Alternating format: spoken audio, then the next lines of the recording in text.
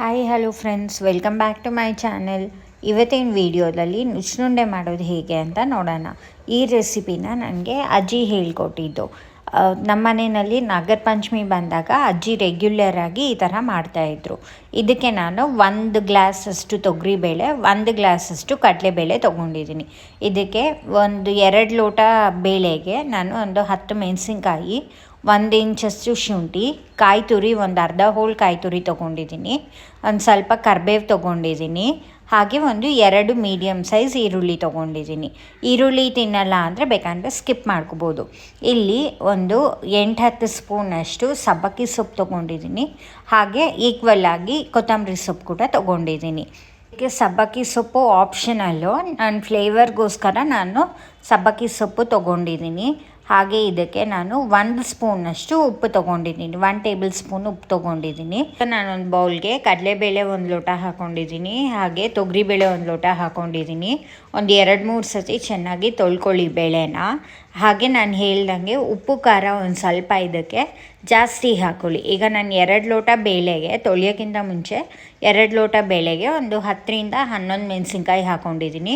ಉಪ್ಪು 1-1.25 ಸ್ಪೂನಷ್ಟು ಹಾಕ್ಕೊತೀನಿ, ಯಾಕೆಂದರೆ ಬೇಯಿಸಿದ ಮೇಲೆ ನಿಮಗೆ ಉಪ್ಪು ಖಾರ ಕರೆಕ್ಟಾಗಿರುತ್ತೆ.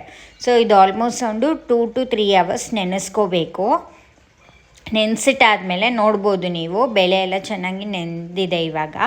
ಇವಾಗ ನಾವು ಮಿಕ್ಸಿಗೆ ಹಾಕೋಬೇಕಾಗತ್ತೆ.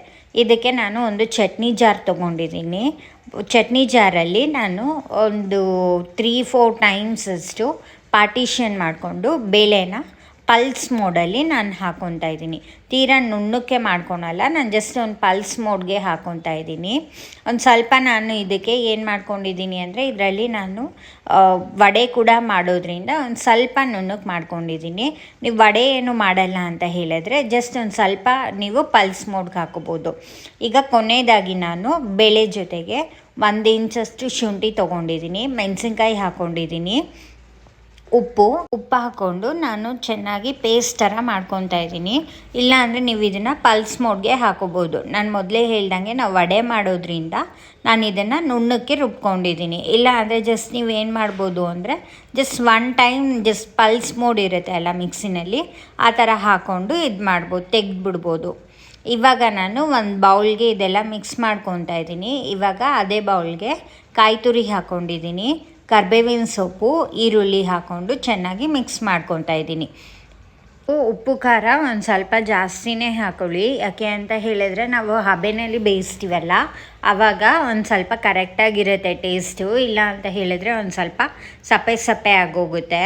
ಇವಾಗ ನಾನು ಒಂದು ಸ್ವಲ್ಪ ಕೊತ್ತಂಬರಿ ಸೊಪ್ಪು ಮತ್ತು ಸಬ್ಬಕ್ಕಿ ಸೊಪ್ಪು ಹಾಕ್ಕೊಂಡು ಚೆನ್ನಾಗಿ ಮಿಕ್ಸ್ ಮಾಡ್ಕೊತಾ ಇದ್ದೀನಿ.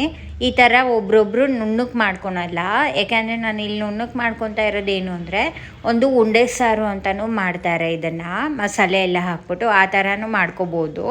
ಇನ್ನೊಂದು ನಿಮಗೆ ಕನ್ಸಿಸ್ಟೆನ್ಸಿ ಹೇಗೆ ಗೊತ್ತಾಗುತ್ತೆ ಅಂತ ಹೇಳಿದ್ರೆ, ಈ ಥರ ನೀರೇನು ನಾವು ಮಿಕ್ಸ್ ಮಾಡ್ಕೊಂಡಿಲ್ಲ ಅಲ್ಲ, ಈ ಥರ ಉಂಡೆ ಕಟ್ಟಿದಾಗ ಒಡಿದಲ್ಲೇ ಕರೆಕ್ಟಾಗಿ ಇದಾಯಿತು ಅಂದರೆ ಕನ್ಸಿಸ್ಟೆನ್ಸಿ ಕರೆಕ್ಟಾಗಿರುತ್ತೆ ಅಂತ. ಸೊ ಈಗ ನಂದು ಕರೆಕ್ಟಾಗಿದೆ ಕನ್ಸಿಸ್ಟೆನ್ಸಿ, ನೀವು ನೋಡ್ತಾ ಇರ್ಬೋದು.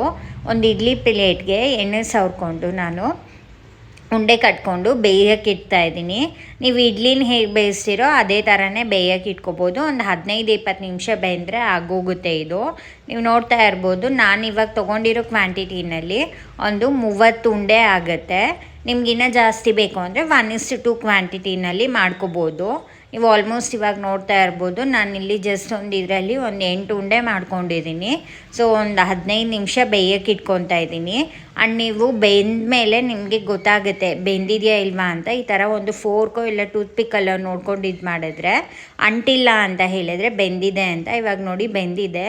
ಒಬ್ರೊಬ್ರು ಇದನ್ನು ಮೊಸರು ಜೊತೆನೂ ತಿಂತಾರೆ, ಇಲ್ಲ ಚಟ್ನಿ ಮತ್ತು ತುಪ್ಪದಲ್ಲೂ ತಿಂತಾರೆ. ನಾವು ರೆಗ್ಯುಲರಾಗಿ ನಾಗರ ಪಂಚಮಿ ಟೈಮಲ್ಲಿ ಅಜ್ಜಿ ಮತ್ತು ಅಮ್ಮ ಮಾಡ್ತಾಯಿದ್ರು. ಆಲ್ಮೋಸ್ಟ್ ನಾವು ಒಂದು 60-70 ಉಂಡೆ ಮಾಡ್ತಾಯಿದ್ವಿ. ನಿಮಗೇನಾದರೂ ಈ ರೆಸಿಪಿ ಇಷ್ಟ ಆದರೆ ನಮ್ಮ ಚಾನಲ್ಗೆ ಲೈಕ್ ಆ್ಯಂಡ್ ಸಬ್ಸ್ಕ್ರೈಬ್ ಮಾಡಿ. Thank you for watching.